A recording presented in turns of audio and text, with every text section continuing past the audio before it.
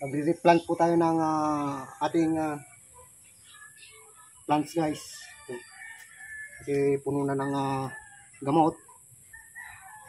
Kaya kailangan nang i-replant guys. Yun. Yun. Ayun guys. Nakuha na. Tanggal na. Shell guys para magiging buhag-buhag po yung lupa. Oh, di ba? Dito na mag-replant ng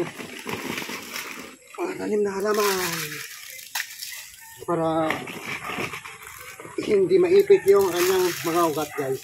Halo-haluin natin guys.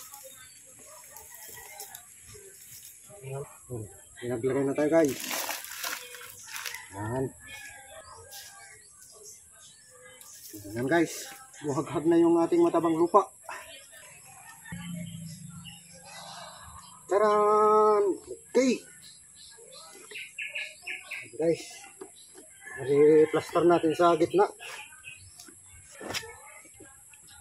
Para hindi matumba. Yung nating bato. Yan. Yan lang guys. Kasimple mag-replant ng ating mga halaman. Para may dekorasyon. Lagyan natin ng bilog-bilog kunti. Yan. Ganito lang kadali mag-replant ng ating mga halaman dito sa paligid ng ating bahay guys.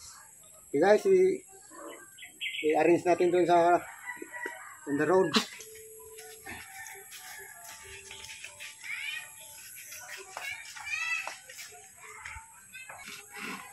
Yan. So guys, ganda.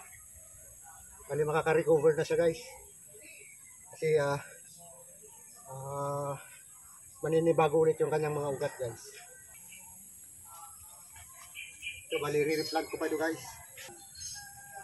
Replant pa yung iba dito. Ito guys. Ganda guys.